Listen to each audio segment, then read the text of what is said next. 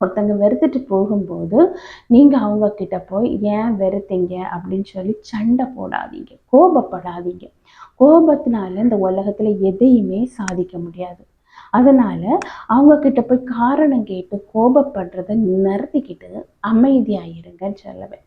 2வது பார்த்தீங்கன்னா, நீங்க அவங்க வெறுத்துட்டு போன உடனே அவங்க உங்களுக்கு பகையாளி அப்படின்னு சொல்லி ஒரு நாளும் யோசிக்கவே யோசிக்காதீங்க. அவங்க மீது நீங்க வெறுப்பு காணிக்காதீங்க.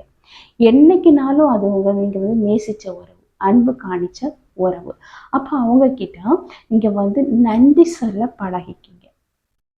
எப்படி முடியும் அப்படின்னு சொல்லி நீங்க இப்ப யோசிக்கலாம். கண்டிப்பா நீங்க நன்றி சொல்லணும். ஏதாவது ஒரு விடயத்துல அவங்க ஏதாவது ஒண்ணு பார்க்க ஒரு சந்தர்ப்ப சூழ்நிலை அமைஞ்சா, அவங்க பேசிட்டு இருக்கும்போது நிறைய நன்மைகள் செய்திருப்பாங்க.